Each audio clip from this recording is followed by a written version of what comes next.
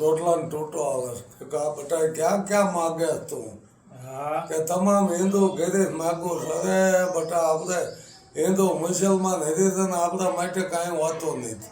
આપણે આપણે નાચ નાચ હોતી જ નથી. અને જો તું થાકી હોય તો હું જાઉં. હા થાકી નહીં જાય ને કે બાપુ એમ તો ક્યાં છે કે મણ કે બાજરો લખી લ્યો ને આ તમારા કાયમ ટુકડા એ રવા દે બટા. આપણે અહીંયા રાંધવું જોઈશે ને બધું કરવું જોઈશે પાછું. અને એ ધન આપણને દાટી દીશે. હવે આવી તો સંતોની વાતો પડે તેને જો ટુકડા ઉઘરાવી અને ટુકડા દીધેલા છે. ટુકડા છે ટુકડા લેના મેરા ભાઈ કે આ વેચીને વેચવાની વાત કરી છે. ટુકડામાં ટુકડો દેવાની વાત કરી છે કે ટુકડા છે ટુકડા દેના મેરા ભાઈ. લાગી વેરાગી એને વેરાગ લાગ્યો કહેવાય. હા બાકી અત્યારે તો શું સંતોને અત્યારે તો મોજ શોખ એસારામ છે સમજ્યા. અત્યારે જોડા ઉપાડવાની વારી નથી આવતી લ્યો. સંતોનો કોઈને એટલું પડ્યું છે કે હવે પાપ થાય છે મને કાંઈ ખબર નથી. પણ ગીતાજીમાં એવું કીધું છે કે અણહકનું લેતો નહીં. હા તારા હકનું લીજે બાકી અણહકનું લેતો નહીં. સહેજે મળે એને દૂધ માનજે, માગીને મળે એને પાણી માનજે.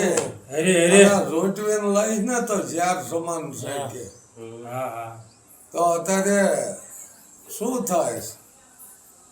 કાંઈક નું કાંઈક એમાં મૂકી દે કે આમ થયું તો ના પરસો પૂર્યો તો અહીંયા પરસો ન દેવદાસ બાપુ પૂછ દે રોટલાનો તૂટો આવતો તૂટો છે નો આવે કે આમ કીધું તો આમ જો બધા કે વાસણ ભરાઈ ગયા અને આમ કીધું તો બધા આટલા જમાડી દીધા. તો પછી અહીંયા દેવદાસ બાપુ પોતે જ નહોતા ન અહીંયા તરત એ કે હાથ ફેરવી દે. પણ એમ નથી બનતું. પછી આ તો બધી મહેનત કરવી જોવાશે. મહેનત વિના કાંઈ મળે નહીં. જેવી મહેનત કરશો ને એવા ફળ મળે છે. કર્મ ઉપર ફળ છે. હા કર્મ સિવાય કાંઈ મળતું નથી.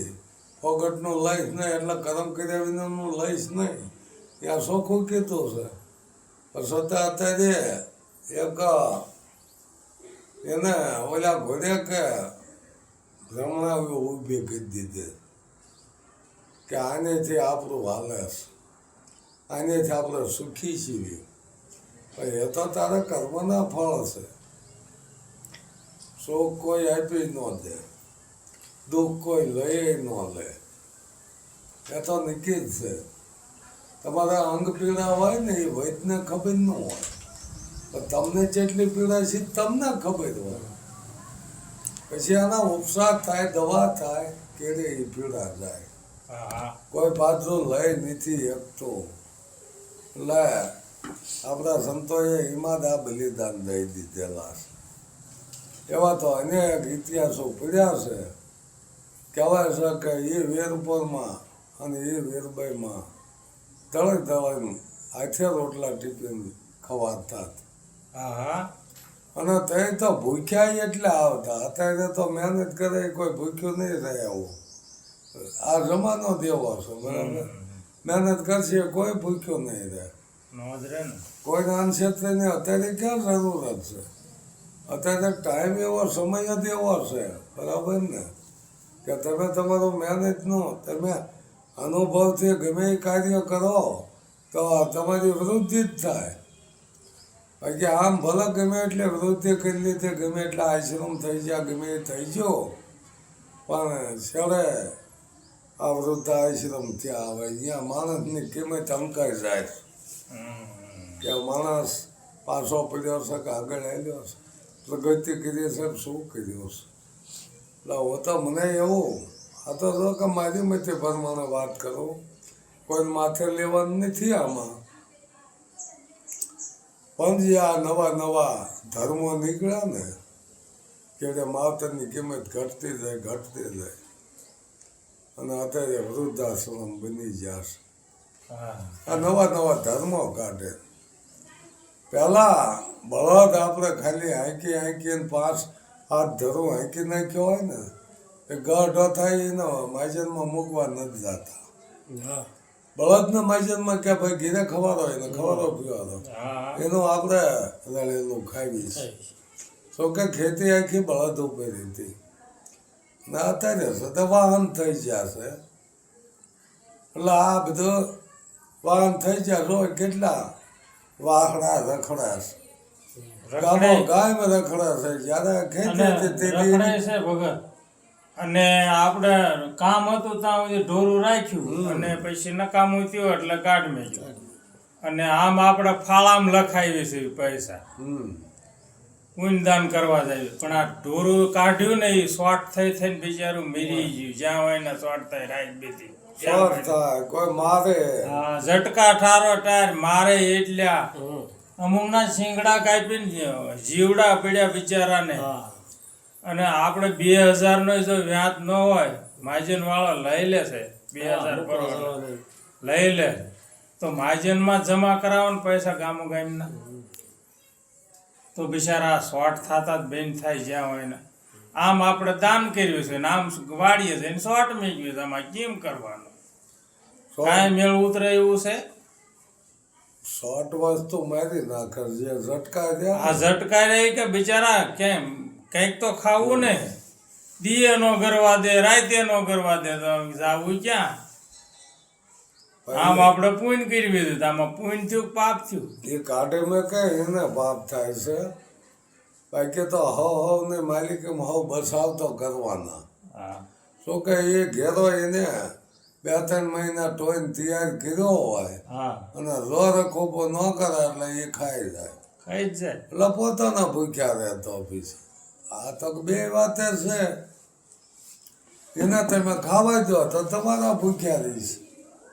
પછી તમારે કાઢવાનો વારો આવે કે હાવ કાઢે આપણે કાઢે મૂકો. હા એટલે અત્યારે દેખા દેખી વધી જાય છે. પણ એમ કે આપણે ઢોરું આપણે એવડું હાઈસવેન ઓલું કર્યું હતું આપણે બાંધવાનો વાત ન હોય માયજનમાં જ મેકવા જવાય ને. બાંધવાનો વેચ હતો જ્યાં સુધી હવારત હોય ત્યાં બધાને વેચ હોય. પછી જ્યારે સવાર જ કીધું ઘટે એટલે પછી એમાં કાંઈ લેવાનું આવશે ને એટલે કીજાવ જવાય દો છૂટા મૂકી દેશે. એટલે એમાં કોઈ દોષ તો કોઈ બીજાને નથી. એ તો કાઢી મૂકવા વાળાનો દોષ લાગે. કાઢે એની જ વાત છે ને. એ દોષ એને લાગે છે એમાં તો. પછી બધાય નથી બધા એવા હોતાય નથી. બધાય નો હોય ને એવા બધાય નો એવા હોય તો હાલે નહીં ને. સંતનો વાત સંસાર મેં જલી જાત બ્રહ્માંડ જ્ઞાન કેરી લહેર છે ઠારે ઠામો ઠામ. આ તો જ્ઞાનો માર્ગ જો ન હોત ને તો આ બધો હળગી હોત જાત. શું કે બધે લાય દાયલી નગરી. હા હા આવા હવે ઓછા થતા. હવે પોતાનો હવારત વધી ગયો છે એટલે હવે એમને એ ઊભું કરી દીધું છે. પણ આ તો માજનવાળા હારાને હું તો એમ કહું છું કે એના જ કાંઈ સ્વાર્થ નથી. એના જ આ બધા પાલવવાના કાંઠે મૂકેલા. તેથી આ દેવેન્દ્રદાસ બાબુની વાત એ હતી કે એ વખતે રોગચાળો એવો હતો એને જંગલમાં નાખ્યા હોય ગમે આ નાખ્યા હોય ખબર પડે એટલે એને લઈ આવતા. અને એ આ જે આ વૃદ્ધાશ્રમ એમ એ રોગીનો આશ્રમ હતો. તેથી એને રોગની પરવા કરી હોત ને તો એ કોઈ લાવી ન એકાદ. જેવો થવો હોય થાય. અમરમાએ બહુ જીદ કરી કે હવે મને સેવા કરવા દો. હવે આ હાથો જાય છે રોટલા ઉગરાવા બટકા ઉગરાવા મને હવે દુઃખીની સેવા કરવા દો.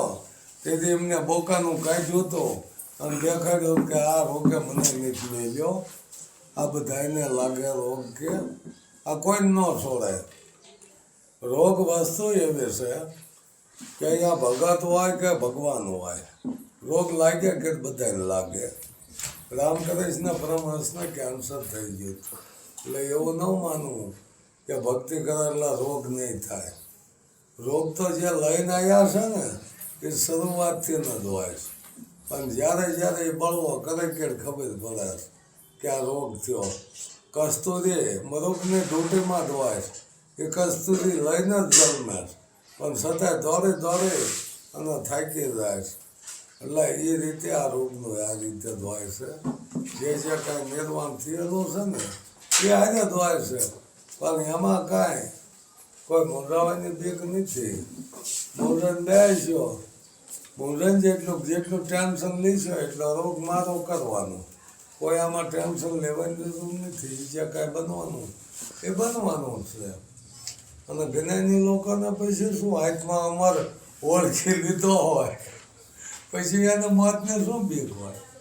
પોતે જો અમર થઈ ગયો હોય તો એને કાંઈ મોતની બીક ન હોય બી.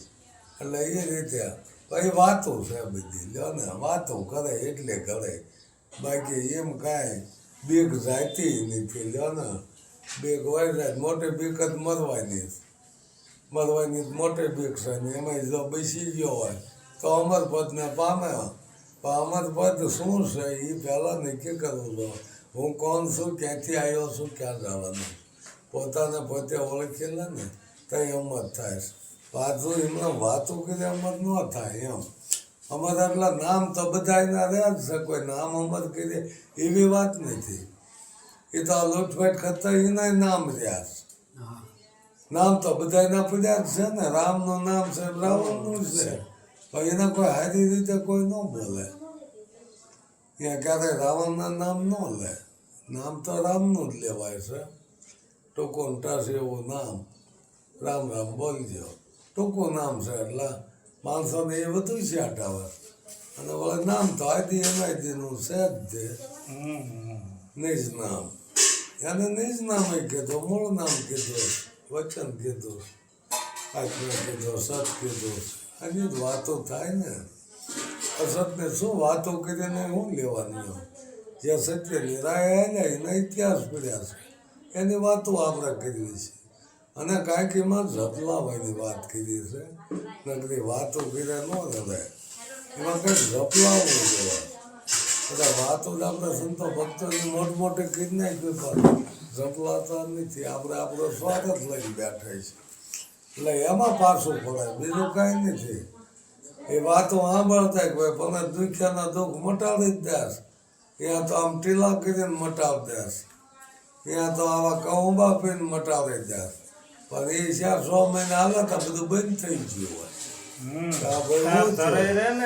ધરાય એ તો ધરાય છે પણ આમાં ને મટ્યું નથી. બધી એમાં થાય, મટતું હોય કઈ બંધ ન થાય. ત્યાં દવાઈ એવી થતી હોય ને રોગ મટે ના થાય એ બંધ ન થાય.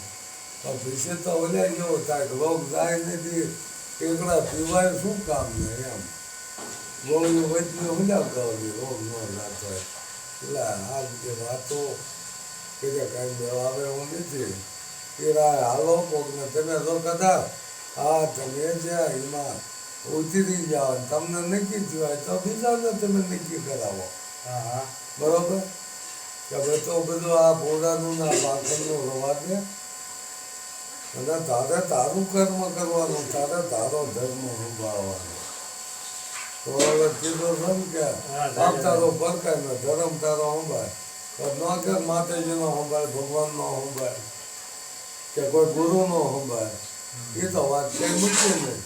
પોતે પોતાનો ધર્મ સંભાળવાનો. અહીંયા તો ધર્મની એની જ ખબર હાલો વાતું કરે કે ધર્મ કોને કહેવાય. થોડાક અમુક સંતોના આપણે શબ્દ લઈએ ને તોય ઘણું ત્યાં કીધું તો આપણે બુદ્ધ ભગવાને કે અહિંસા પરમો ધર્મ, કોઈની હિંસા ન કરવી પરમ ધર્મ છે. તો આગળના આ જે ભગવાનોના ઇતિહાસ કર્યા છે એને હિંસા જ કરી છે ને, નકરા યુદ્ધ કર્યા. યુદ્ધમાંથી હિંસા થાય, એમાં કંઈ ઉછેર ન થાય કોઈ, એમાંથી હિંસા જ થાય છે. એમાં બધાને કંઈ પાપ ન હોય. આ તો પછી વાંધો તો બે રાજા હોય આમાં.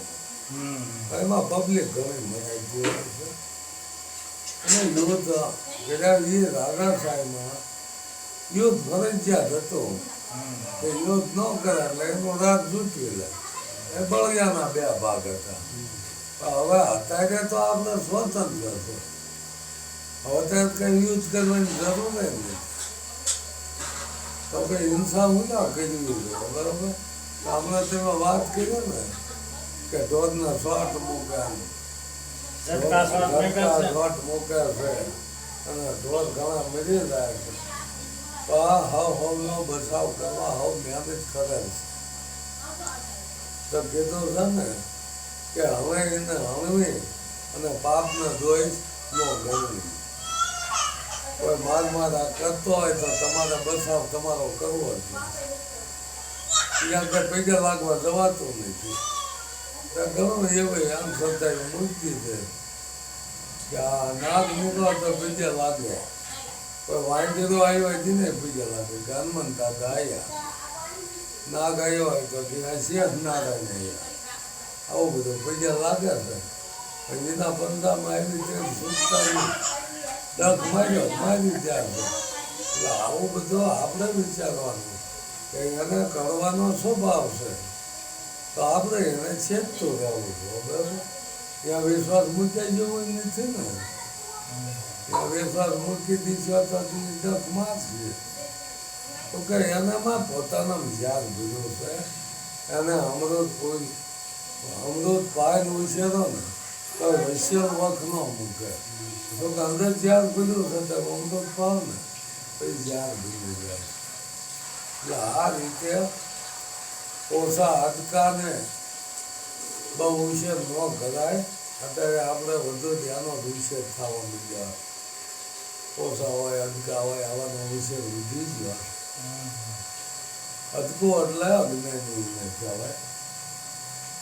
ઓછું ને અડકું ભણ્યું ઓછું ઉકળે સડ્યું વટકણી વન દીકરું જઈને હવે આમાં કઈ બાકી રહે એ ડબલ બને ને એમ.